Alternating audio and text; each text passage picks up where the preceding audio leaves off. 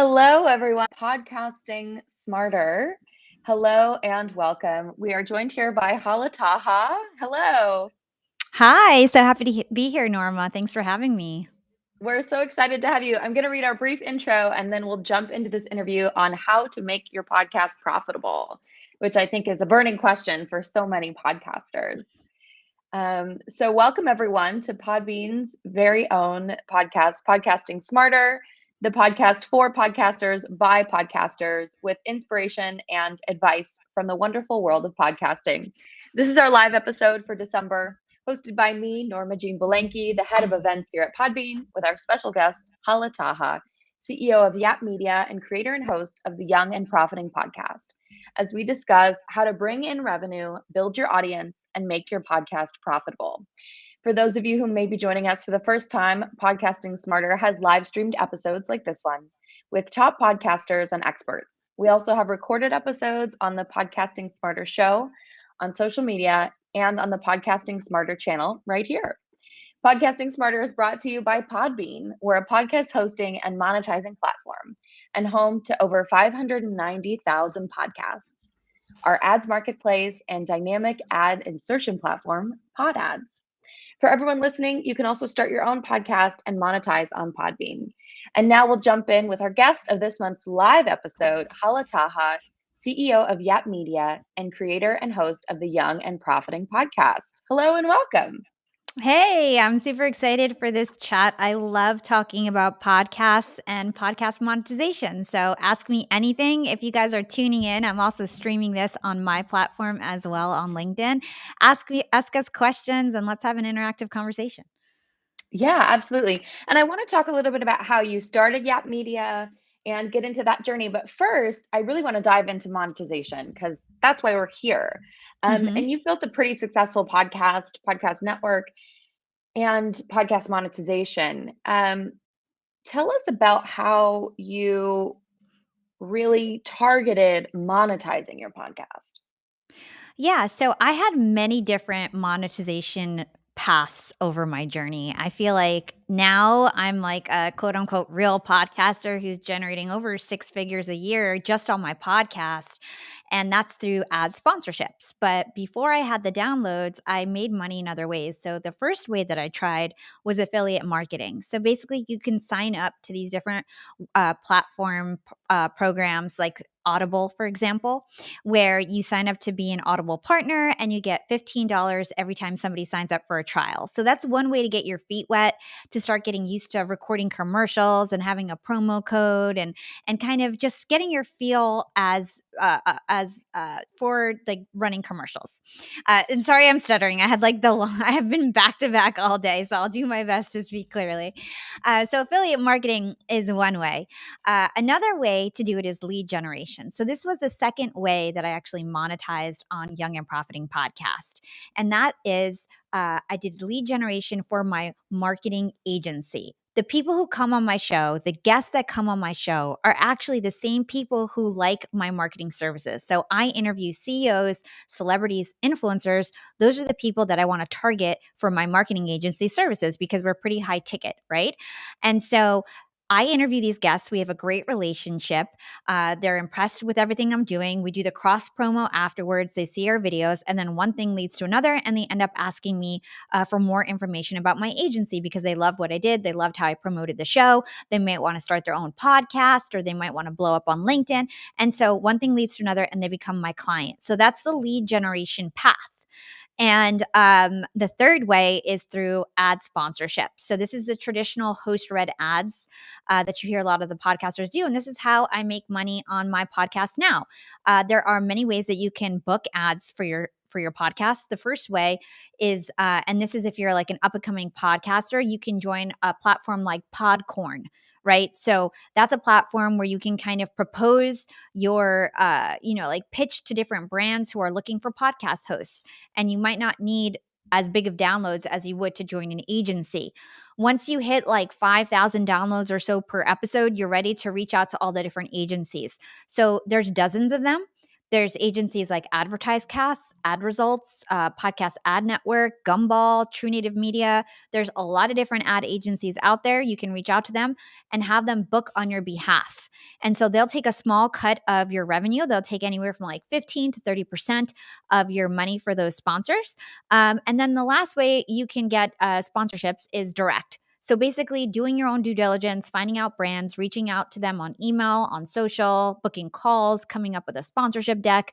And then you can kind of come up with creative programs. You can say, I'll do social media and I'll do commercials and I'll do a branded series for you and it will cost this much, and you can come up with a flat fee and create programs. So I monetize in all these different ways.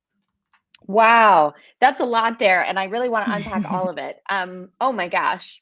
I think one of the things that you said was really important was that you already had a product, right? With the advertising agency, you're coming in as a professional showing your guests the product that you offer, right? Showing your guests the value of that media. And we've heard from a couple of podcasters over the years about how podcasting for your business is really powerful. Um, so in terms of creating that experience, I guess, for your guests, I I guess for a lot of people might want to know what comes first, the chicken or the egg, right? The guests that you really want to have, or the the real opportunity to wow them with your processes and product.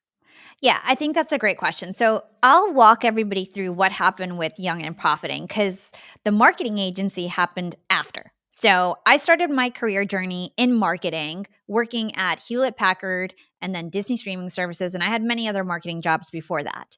So I started Young and Profiting and I had all this marketing background. And Young and Profiting was just a hobby. And I had a team of volunteers. And I would always say when people would ask, because guests would ask me all the time, and this is how I knew, oh, I should start an agency.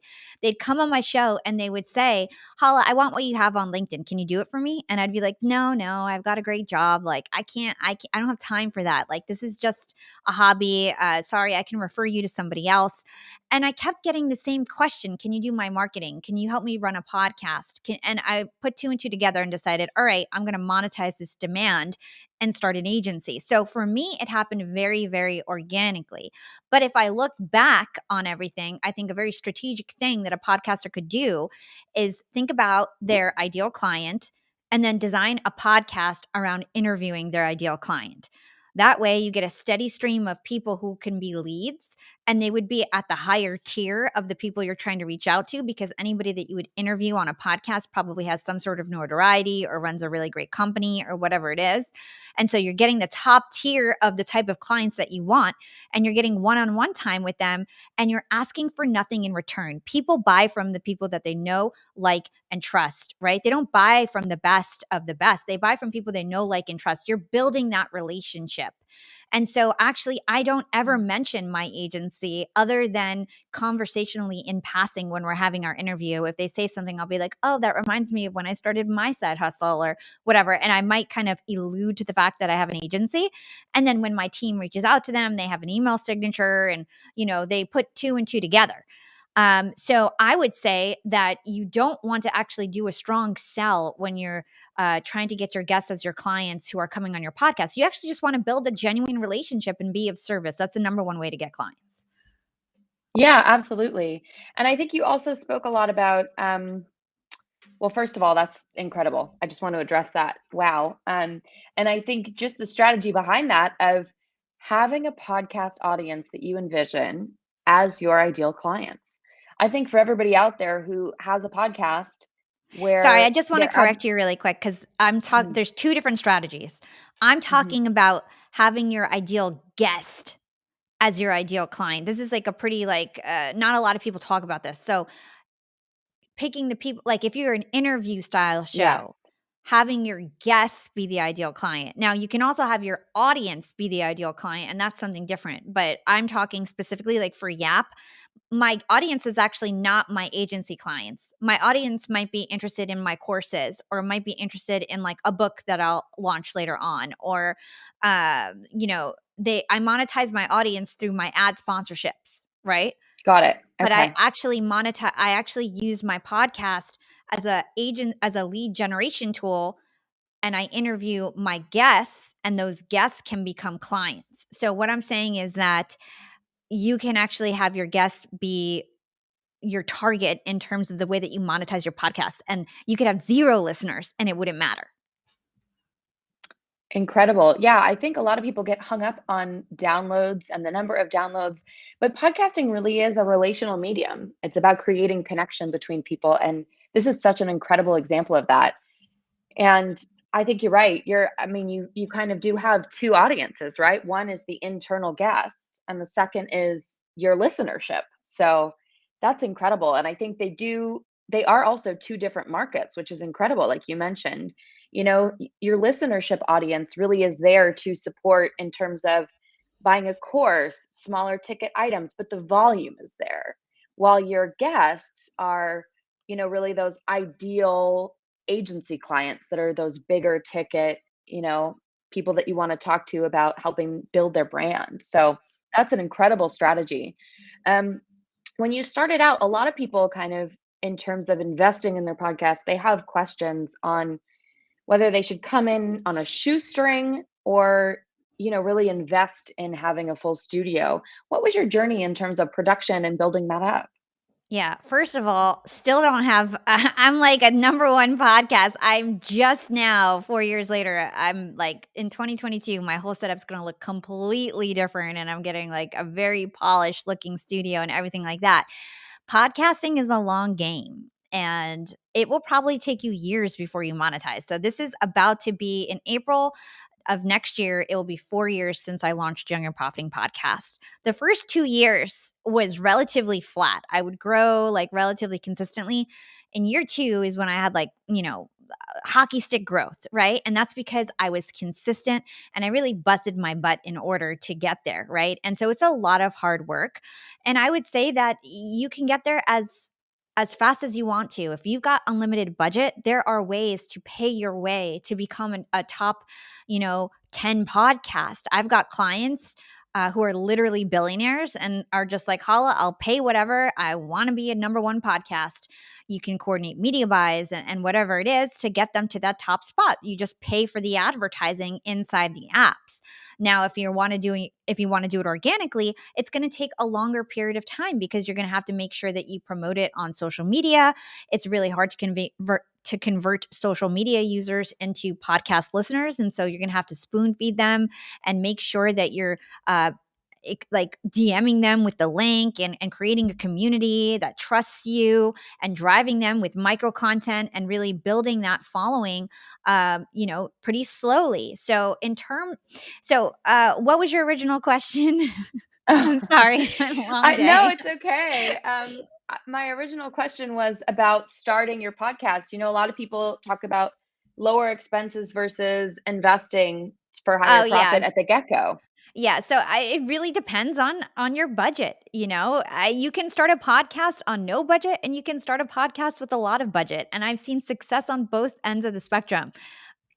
I started my Yeah, podcast on no budget. I recruited interns. I did it as a side hustle. We weren't making any money, and it was just a lot of hustle and just trying to get it done. You can have a number 1 podcast and start off on a shoestring budget and end up making money along the way. And now, at Yap Media, for example, we have 70 employees and we made $2 million in our first year of existence as an agency.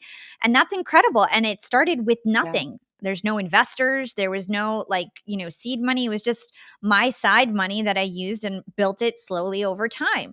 And like I said, we've got clients that want the same results that took me 2-3 years, and they want it in 4 months, 6 months, and it's possible if you've got the budget. So really, it just depends on your goals, how quickly you want to get there, and it will take longer if you don't have a big budget, and it will take a shorter amount of time if you can pay for advertising.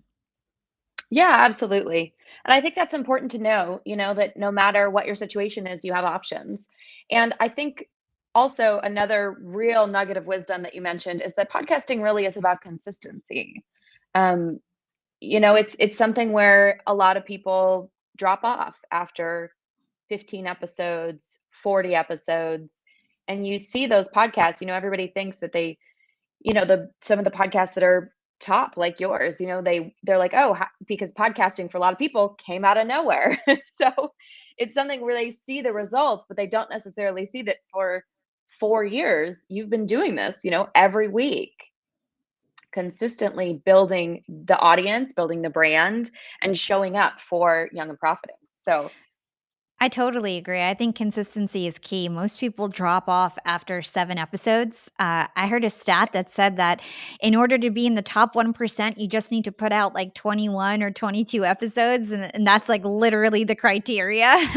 So it's just yeah, a consistency game. And it's not only consistent in terms of putting out content on your feed, that's not enough. It's also consistently showing up on the social media platforms, consistently engaging with your community, consistently thinking of creative ways to grow your show. I tried so many different ways until I finally hit something that actually worked. And I'd love to just take a moment and kind of explain what I did. And yeah, that was use my LinkedIn platform as leverage.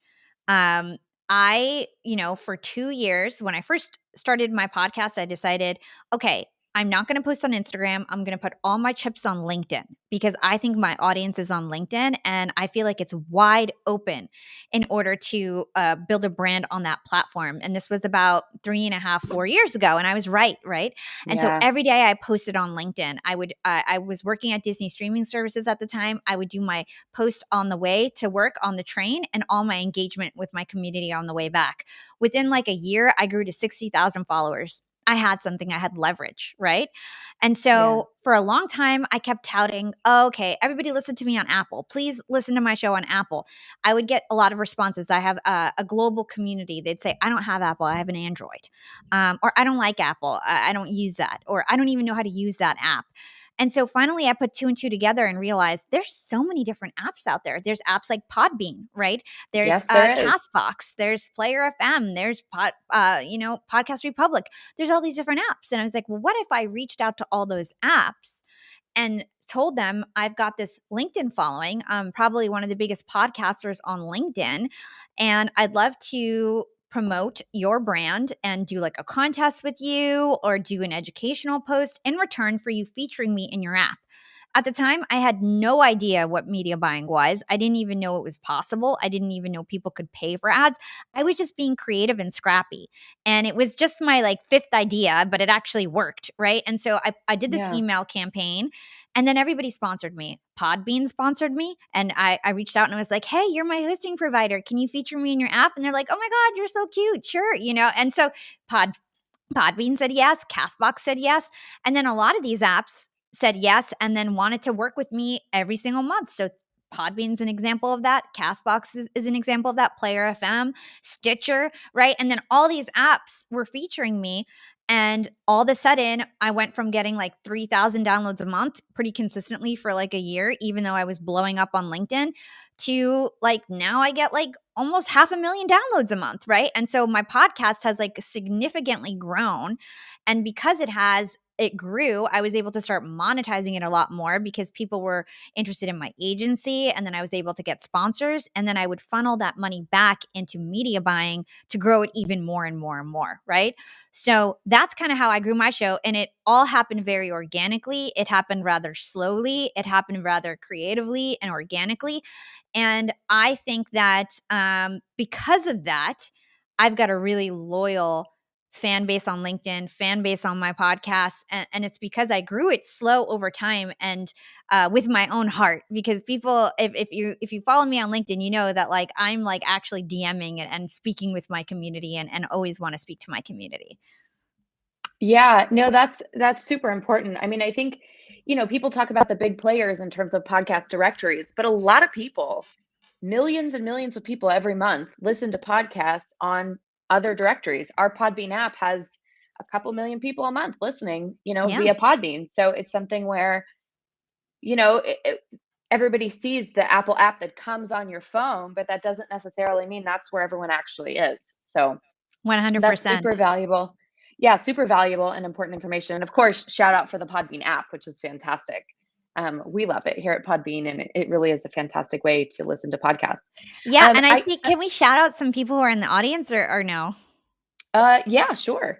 I see there's a lot of people. There's Rosie, I see, Mervin, I see Trident, Shardy, Frank, Andre, Travis. If you guys have questions, pop them in the chat. I see we do have some other questions in the chat as well, so hopefully we'll get to them in a bit.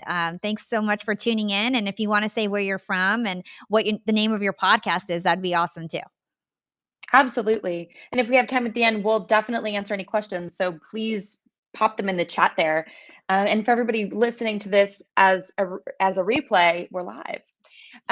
So next, I want to really jump into the power of social media and how you've used it, because I mean, this is really also kind of your jam. So I want to talk about how social media plays into not only reach and audience building, but your profit as well. Yeah, so social media is really important. First of all, I gave you a great example of using your social media as leverage to trade, right? Whether that's you're trading with a bigger podcaster, maybe to do commercial swaps, or whether that's trying to get bigger guests, because even though you might not have a big podcast, you've got a big social presence that you can leverage in the cross promo. So social media really creates leverage for you in many different ways. So first of all, I would say number one is to use it as a way to trade and grow your audience for leverage. In terms of monetization, as a podcaster, I do a lot of direct sponsorships. So basically, I can package up a cross channel package of offerings to sponsor. So I'll say something like, okay, we'll do a commercial on every single episode of the month. I'll do a social media post, and I'll do a LinkedIn Live series with you, and it will cost this much money. And I kind of like break it down, and we Yeah. sign an SOW, and boom, I have a direct sponsorship deal that I've created. And I don't have to split any cuts with any agencies. And it's something that you can kind of decide your own price. On social media, it's very different than podcasting. On podcasting, it's Yeah. standardized. It's based on CPM. So that means cost per 1,000 downloads. So if you're generating 50,000 downloads per episode, and let's say you have a $20 CPM, your commercials cost $1,000. And you can layer those together. So if you have 4 mid-roll commercials and you have 50,000 downloads an episode, you can make $4,000 if you only sell 4 mid-rolls on your podcast. Once you layer in social media, you can design your own price. So you can say, okay, maybe the podcast commercials cost $4,000 for the month, and you get one on every episode. I have one a week, right? And then you can say my social Yeah. media posts cost $1,000 each, and whatever it is, and you can bundle it up, and you can basically design your own price, because on social media there's no standardization. So it gives you the ability to Yeah. offer a flat fee. Yeah, absolutely. And I think, just using what we have, right? In terms of podcasting, there is a limit to the number of ads that you can put in per episode, that also the people want to hear per episode. I think that's really important. And then also, from the social media standpoint, it's really it's really kind of open, right? You get to determine your rates, you get to determine what partnership looks like, you get to determine the number of posts. And so I think that a lot of podcasters, when they're thinking about the overall strategy, it's really important to make sure that you have synergy between all of your different products. And the great thing is that we all have these products, right? Everybody has social media. Everybody who is podcasting has a podcast, and anybody who wants to start one, we've got you covered at Podbean. Um, but it's something where I think just thinking of the overall offering that you can create for people is so important. Yeah, totally. And you want to get creative. I mean, I create new revenue streams all the time. When Clubhouse was hot, I was getting my Clubhouse events sponsored, and I came up with this whole package of, sponsor me on Clubhouse, and I'll shout you out every 20 minutes in the app, and then anybody who comes in the room, I'll send them a DM and send them your promo code. Get creative, get scrappy. Like I said, I started with a team of interns, and you can start as little or as big as you want, but you can start scrappy and small. It's all about being creative and jumping on the opportunities in front of you and realizing what is worth money. Even as a micro influencer, you can bundle things together and still create an offering and sell it. And then as you kind of make strategic moves in order to grow your show by being collaborative and coming up with creative ideas to cross promote with other podcasters, with other brands, whatever it is, then you can keep increasing your prices because your audience is going to get bigger and bigger. But it doesn't happen by itself. You actually have to get creative and put yourself out there and ask. And some things are going to fail, and then some things are going to work, and you lean into the things that work. Yeah, absolutely. And I think it's really important not to get discouraged, right? Because some things are going to work and some things are not going to work, and some things, you hear from other people like this totally took off and you tried and you're like total face plant.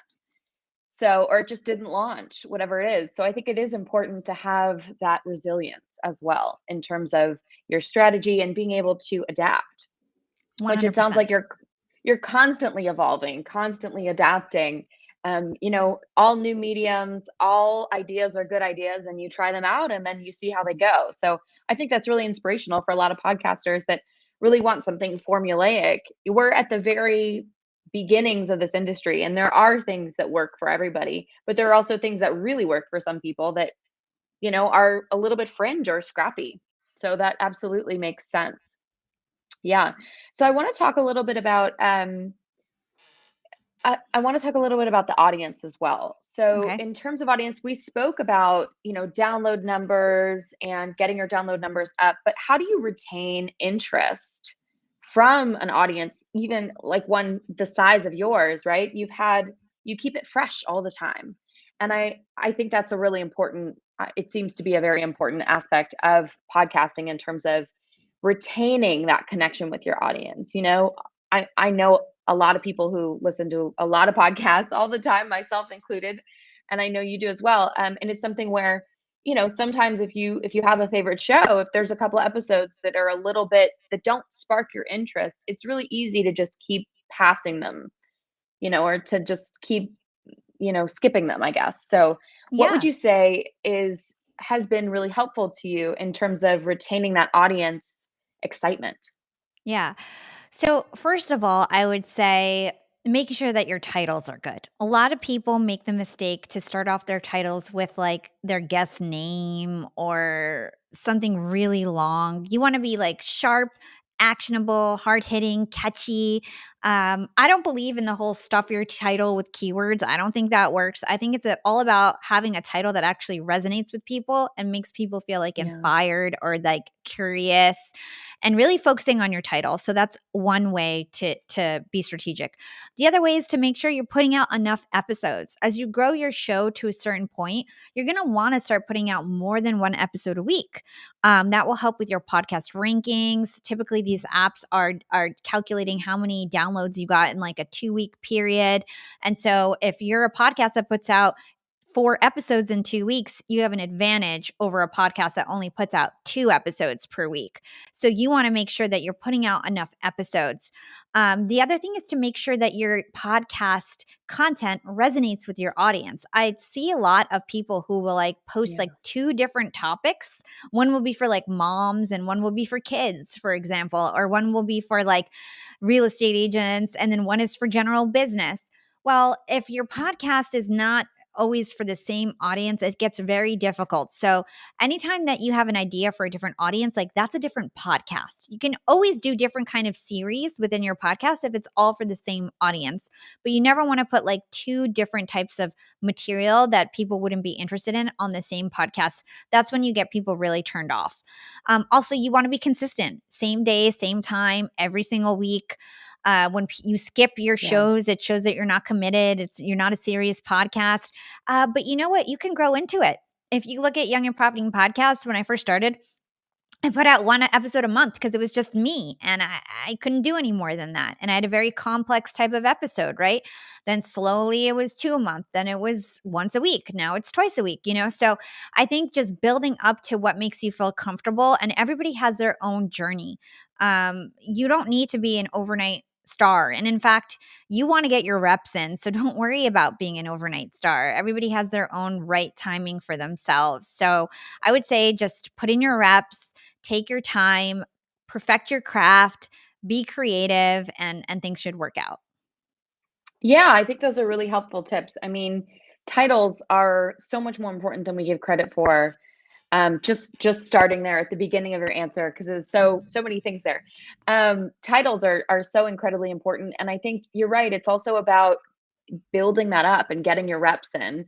It's something where, like we were speaking about earlier, a lot of people see podcasting as like a pathway to instant success. And like you mentioned, it is possible if you want to allocate specific, very large budgets to do that, of course. Um, but that being said, most podcasters are really grassroots. This is a medium of people that start podcasting because we love it, right? We podcast because we want to connect with a particular audience or group of people or community. And as a result, we build community. So I think that that's really important. And also to do what you can. I think, there's a lot of pressure. A lot of people come in out of the gate, I'm going to be top podcast in 6 months, and they have these kind of goals, and you know, burnout is real.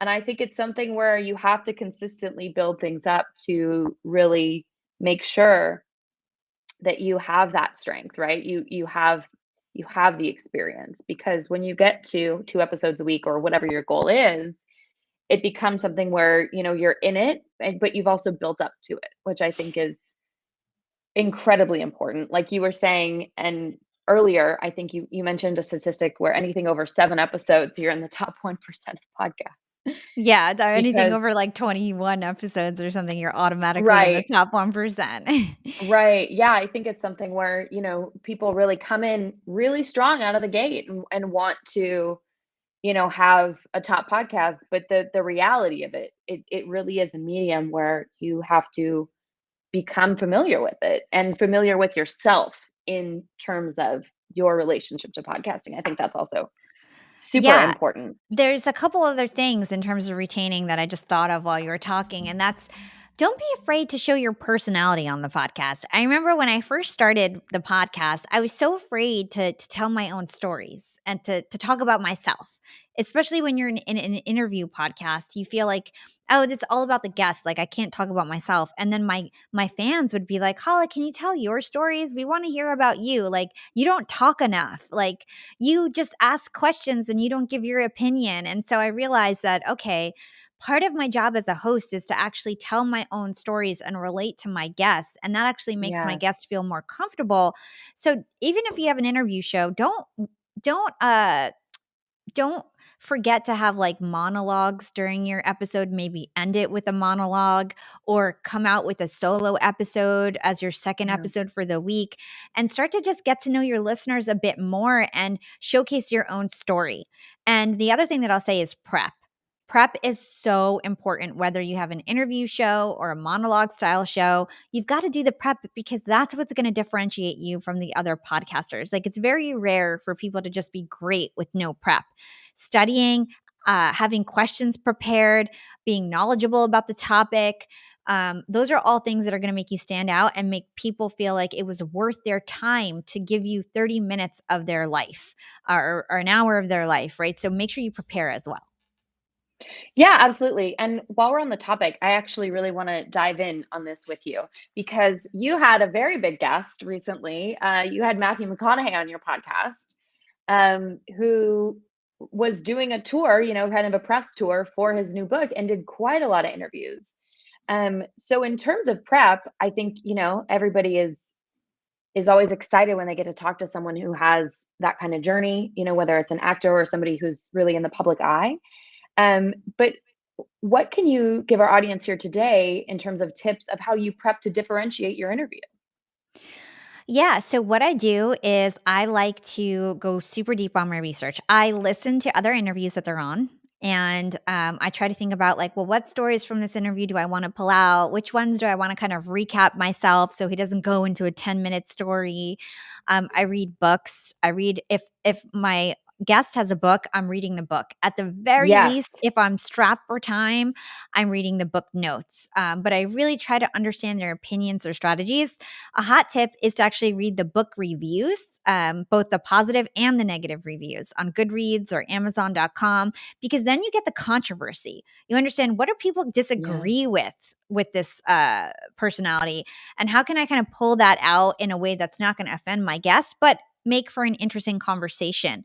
I also do like just research on the topic as a whole. So let's say if I'm talking about sleep, I'll look up sleep stats, I'll look up sleep studies, I'll try to find like what's trending right now, how can I make this different?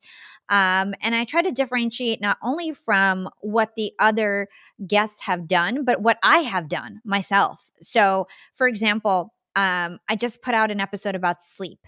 This was the third sleep episode that I did, but this time it was about the future of sleep. And we talked about all the advancements of sleep and how the sleep market has been expanding and what the opportunity is and what nearables are and airables and all these different Yeah. things that are happening in that industry. So it's always about how you differentiate not only with what the guest has talked about, but also with what you've talked about on your podcast. And a lot of the times, I don't really sweat if I'm like, you know what, this person asked the same question. If I feel like my listeners are going to find value in it and it's going to help me set up something that I want to bring out later on, sometimes you do have to cover the same ground, because a lot of the times people have not heard that guest. It's rare that nobody has ever been like, oh my gosh, Hala, you asked the same question as Lewis Howes. I don't get that kind of feedback because people don't usually listen that closely, and also it's like they're probably binge listening to my show and not necessarily all the other self improvement shows. Like you tend to have everybody's just listening to like 7 podcasts, so I can't worry about what he said on all the other 100 podcasts he was on. No, that's super helpful. I think, there's a lot to glean from that. Absolutely. And the number one thing, well, not the number one, but one of the top things is if somebody has a book, read the book. Yes, totally. I think there was something recently where like an Australian journalist flew to London to interview Adele and they canceled the interview because he didn't listen to the album.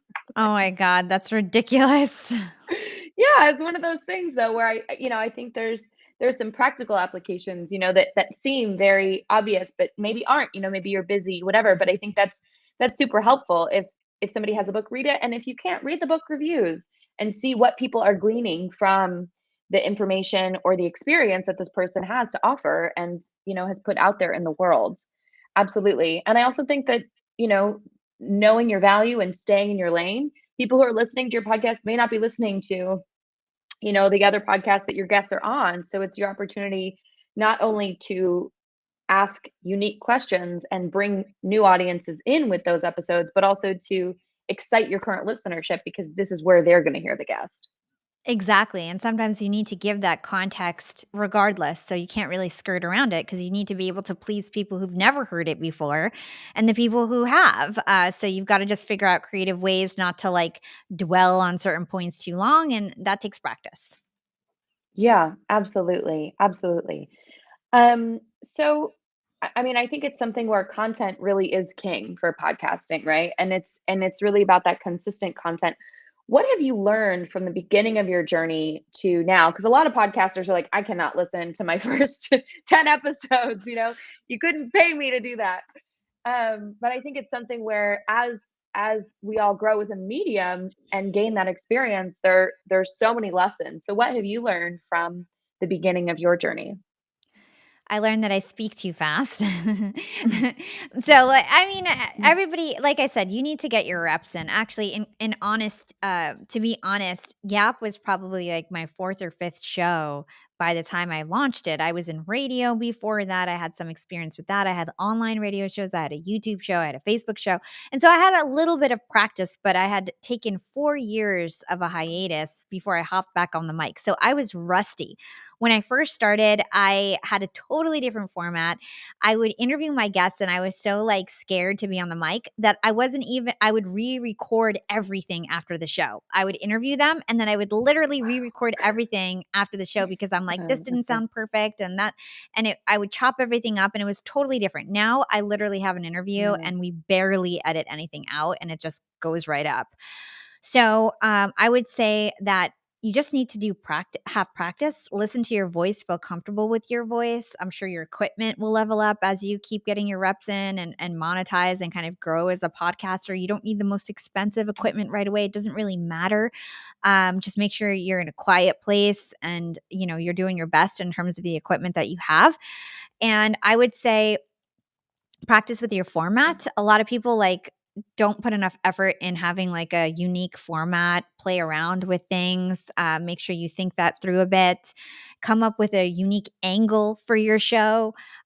There's so many different interview style podcasts. It's very unoriginal now. So how can you make it different? Maybe your show is 2 minutes long. Maybe your show is 10 minutes long.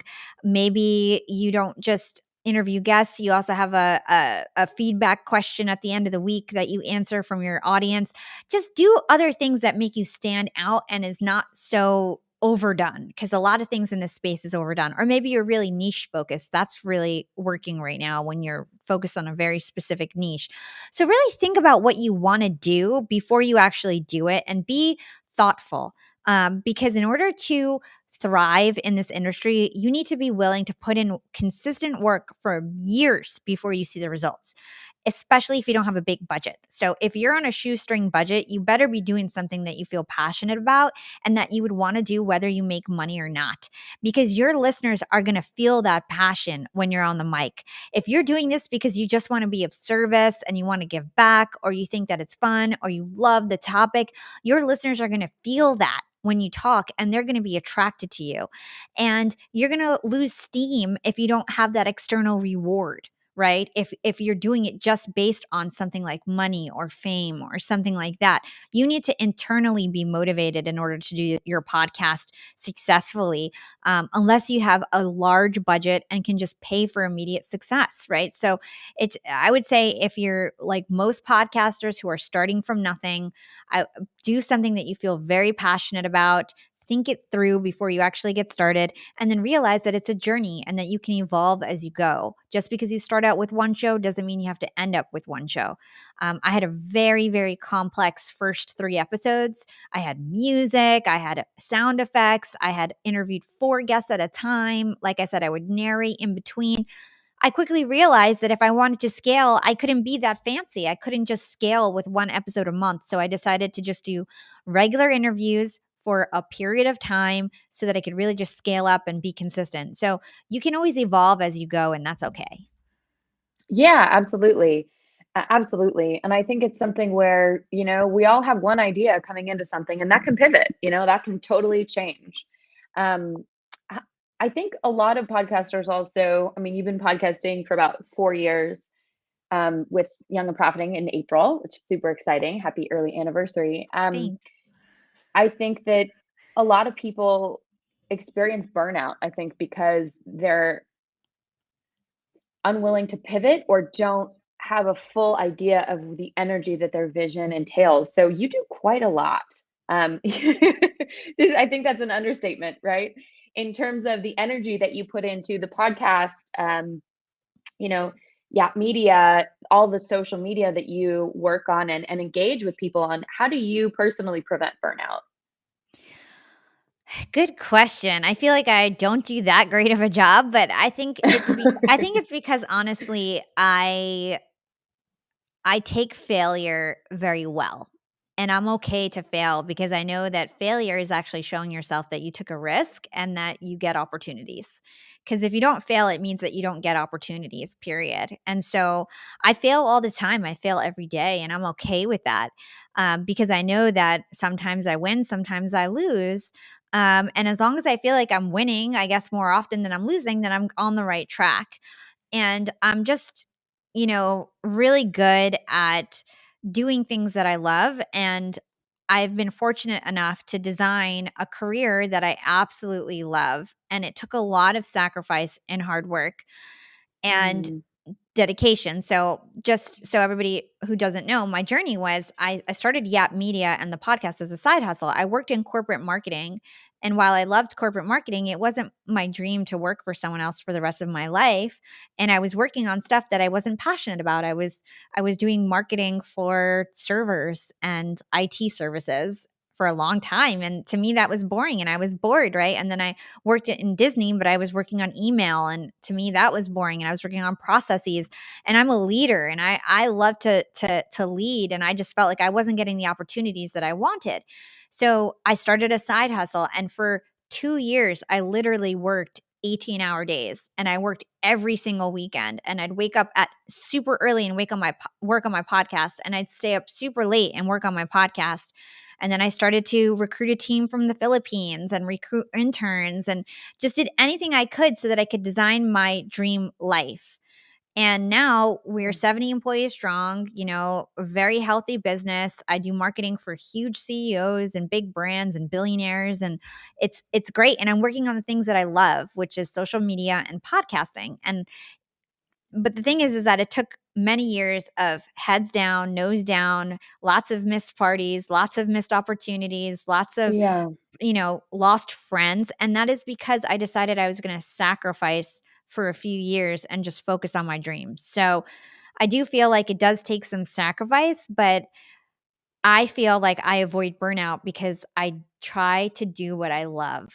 And for a long time, I couldn't. So that's the moral of the story is like sometimes you got to do what you don't love and work really, really hard so that you can do Mhm. what you love eventually. And so I work a lot still, but I feel very passionate about what I do. And that helps me avoid burnout.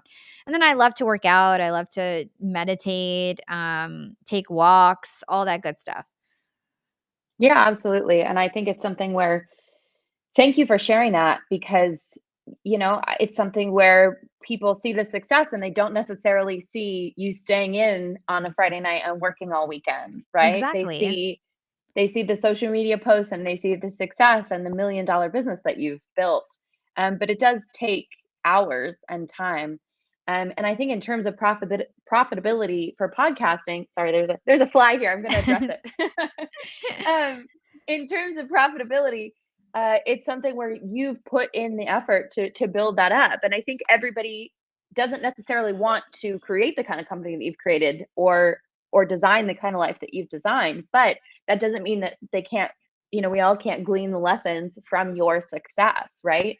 In terms of finding, your niche, finding your audience. If you have a business that your podcast services, get those guests on, right? I think that's incredible. Yep. Um, and also, there was a comment in the YouTube asking about how many downloads before you can get sponsorship, and I believe the number that Hala mentioned earlier was about 5,000 per episode. Um, Yeah, I think so first of all, you can get sponsors at any number, any level, yes. any level, especially if you're a niche podcaster, but if you wanna be desirable to some of these ad agencies, they're really looking some of them have, thresholds like 15,000 an episode, but if you have a decent social following or maybe a nice business or a niche following, they'll also consider like 5,000 downloads an episode, but when you sell direct, you can do whatever you want. Yeah, absolutely. We're in an open medium, and there's so many options. With Podbean, we have the podcast ads marketplace. We've got pod ads. So for everybody who doesn't know, dynamic ad insertion is amazing, and it's something where your older episodes, your entire catalog now can have fresh ads, which is something that a lot of people outside of podcasting aren't necessarily clued into because it's such new technology. And it's so exciting, right? So when you're listening to an episode of a series, right? Maybe you're listening to Hala's podcast from the second year, right? Once we have those dynamic ads in place, it's something where you're going to hear ads that are for something relevant now. So Mhm. that's also something that's incredibly valuable for podcasting. And I think it's really important to like you mentioned to talk about both audiences, right? Your guest is also your audience. You're having a conversation with them. You're building a relationship, and there's the flag again. Sorry, whether it's a coaching business or whether you have a media company, where you have an entire agency, it's something where you can build those relationships firsthand. You're talking to somebody, they're giving you their time, and you're really building a rapport. So that's super important as well, apart from the entire audience of people who are also listening to your podcast. 100%, I couldn't agree more. Yeah, absolutely. So we've talked a little bit about, podcasters that are just starting out. But for some of those podcasters out there that maybe have some episodes under their belt and have gotten, a little bit gotten going, what are some tips that you would recommend for podcasters that have built a little bit of a rapport? Yeah. I would say think about collaboration opportunities. I think that a lot of podcasters, especially ones that are medium sized, let's say, there's a lot of opportunity in doing like guest swaps where you guys or interview swaps, I should say, where you interview Yes. other podcasters, right? You could take it a step further and do commercial swaps where maybe you don't want to, maybe you guys have the same audience, but you don't fit interviewing each other. You might not have interview shows, right? So you might want to just swap commercials. Something pretty creative is doing an impression based swap. So this is something that a lot of people don't know about. So, for example, Jordan Harbinger is my mentor. Jordan Harbinger's show is like 5 times bigger than mine. So we'll do commercial swaps, but I have to do 5 commercials for every one commercial that he'll do for me. Uh, so that's an example of an impression swap. So even if the other podcaster is on a way higher level, you can just like have a conversation with them. How many downloads do you get? How many downloads do I get per episode? And let's just figure out the number of commercials that I have to run and that you have to run to make this an even swap. So that's a great idea.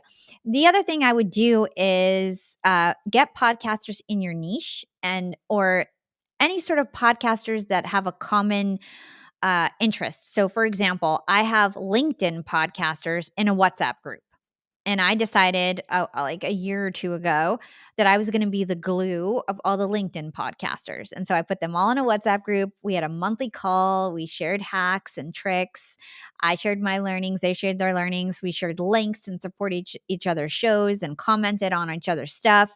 And we helped each other grow. And then when Clubhouse came out, we started hosting rooms together and we became a little community. And I was the glue that put it all together. So I was the most powerful one in that group, right? Because I was the glue that put it all together. So that's a great hack, being the glue for other podcasters, whether they're all like in your niche. So let's say you're a real estate podcaster, you can recruit all the real estate podcasters and have some sort of community that you start, and you can coordinate review swaps and commercial swaps and interview swaps, and you can get sponsors that sponsor all those podcasts, and you could even start a podcast network with everybody that you met, right? So the sky's the limit in terms of the ideas, but it's all about collaboration. And that's because the number one way to grow as a podcaster is to be visible in the podcast apps, right? So most people, Mm. 50% of people in America actually don't listen to podcasts. Okay. So when you're promoting on social media, half those people don't even listen to podcasts. Now, there's a whole other barrier as well because there's 70 Yeah. different platforms that people listen to podcasts on. So not only do they might not listen to podcasts, they might not listen to the app that you're promoting because a lot of people only promote their Apple link, for example, and they don't know how to promote the right link, or people don't know how to download the app. So there's so many hurdles. You want to advertise to people Yeah. who already listen to podcasts and already have an app that they like. And the best way to do that is to be on other people's podcasts or to do media buying. But being on other people's podcasts is free and you can do it in a scrappy way, like starting your own podcast community. So any podcasts with common interests, recruit them, get them all in a group, a WhatsApp chat, a Slack chat, a LinkedIn group, a Facebook group, doesn't matter, and get them talking and then come up with ideas to cross promote. Yeah, absolutely. And I just want to go back to the beginning of that answer because it was really fantastic. You don't have to have as many downloads as the people you want to connect with, right? Like you don't have to be afraid to go up to the big dogs and say, "Hey, I have a quarter of the downloads you have, but I like your show and we vibe." Yeah, I like your audience and my audience resonate.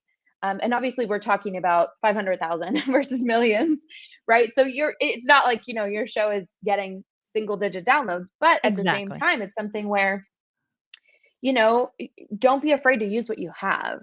And I think a lot of the time when we're looking at opportunities and what other podcasters have built, it's really easy to say, "Oh, well, they're not on my level. They're above my level. I can't, I don't feel like I have the right or the initiative or the assets to approach them, but you do.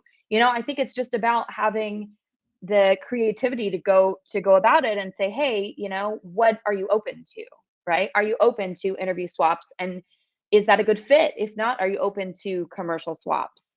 Are you Can we match download numbers, right? Like if you have millions of downloads and I've got half a million per episode, which I mean is still a big deal. It's something where you can really play with that, and everybody wins. Yeah, when I So wish I had 500,000 downloads per episode, but per month. right, sorry, per month. But yeah, it's just one of those things where I think it's about creating that community, and a lot of podcasters don't realize how interconnected we all really are. And so if you see that there's an opportunity to create a community of podcasters within your niche, create it.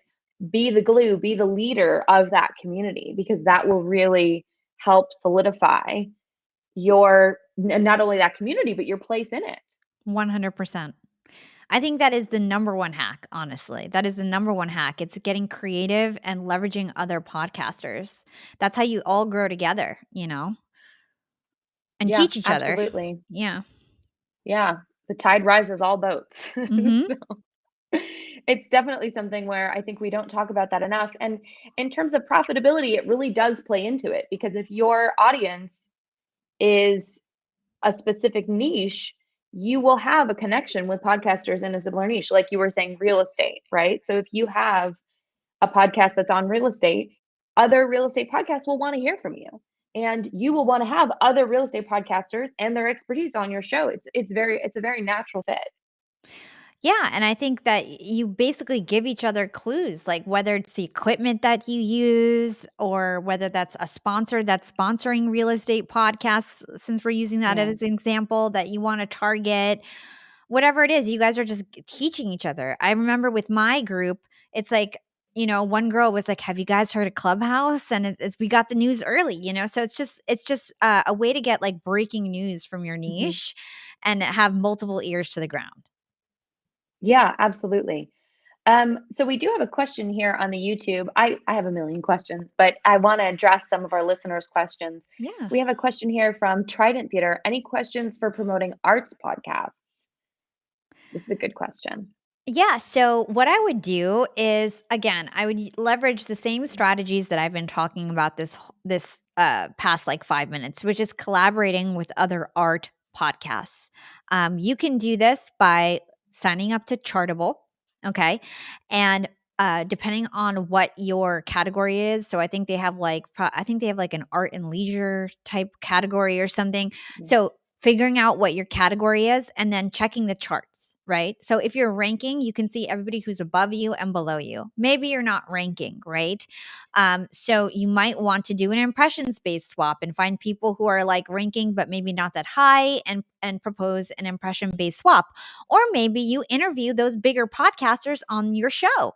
And if they have avid listeners, then those people are looking them up in their app and by chance see your podcast because you interviewed that guy. So you can also try to target some of those bigger podcasters in your niche and interview them and put them on your show and have them be your mentor and teach you how to blow up in the art space.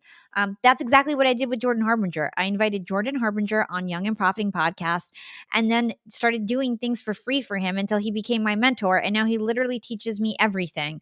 And I have like the number one podcaster teaching me everything I need to know about how to become like the next Jordan Harbinger, but the female version, right? So you can actually Yeah. use that as a way to meet other art podcasters and have them be your mentors. Yeah, absolutely. And I think it's really about community. And while we can, this is definitely a live stream on making your podcast profitable, but behind those numbers, right? Behind the numbers are the download numbers, and then also the audience that you create and the community that helps you do that. So I think that's super important. Hala, I want to be respectful of your time, but before we go, do you have any last profitability tips for podcasters for Yeah, today? I would say take an inventory of everything that you have because everything that you have that has some sort of audience is monetizable. So, do you have a LinkedIn? Do you have an Instagram? Do you have a email list? Do you have a text community? And then I want you to look at what you have. And if it's not impressive, focus on one thing aside from your podcast. Don't focus on everything. Don't say, okay, I want to start a YouTube, I want to start an Instagram, I want to start a LinkedIn. You're going to get nothing when you focus on everything. Focus on one thing that you're going to really be consistent on and where you think your listeners are hanging out and where you think there's the most opportunity, where there's organic growth opportunities, where you feel your audience can be there, where you feel like you have the manpower to create the right type of assets. If it's TikTok and you can't do videos and you don't have the time for it, don't do TikTok, right? So figure out what you can grow. And then once you know what you can grow and what you want to focus on, grow that platform and focus on that platform and then use it as leverage, right? Use it as leverage to promote your podcast, to do whatever you need to do to grow your show. And then also trade with other podcasters, trade with other brands, podcast apps, whatever it may be. So I would definitely focus on one platform, grow that, and really focus on being strategic in that way and not being spread too thin. That would be my last tip to give everybody. Yeah, that's super helpful. Oh, thank you so much, Hala. Of I'm course. going to I read hope our this was brief. helpful. I think this is really helpful. And I think there's so many tips that we've covered in the past hour. It's something where I'm sure that everyone will be able to rewatch and keep getting more and more information. You're really a wealth of knowledge. And I think you're somebody who, really looks at things from all angles. And so that's super helpful to everybody in the podcasting space who's looking at how they can change their podcast, bring in profitability, build their audience. So we're so grateful that you joined us here today. I'm going to read our brief outro and then we'll call it a day. Thank you, everyone, for joining us for the Podcasting Smarter live episode for December, hosted by me, Norma Jean Belenky, the head of events here at Podbean, with our special guest, Hala Taha, CEO of Yap Media and creator and host of the Young and Profiting podcast. For those of you who may be joining us for the first time, Podcasting Smarter has live streamed episodes like this one with top podcasters and experts, along with recorded episodes on the Podcasting Smarter podcast on Podbean. If you join late or want to have another listen, you can replay this episode on the Podcasting Smarter podcast, brought to you by Podbean. We're a podcast hosting and monetization platform and home to over 590,000 podcasts. Our ads marketplace and dynamic ad insertion platform, Pod Ads. For everyone listening, you can also start your own podcast and monetize on Podbean. Thank you for joining us, and we'll see you in 2022 with more live podcasting content. Happy holidays, everyone, and thanks for joining us, Hala. Thank you.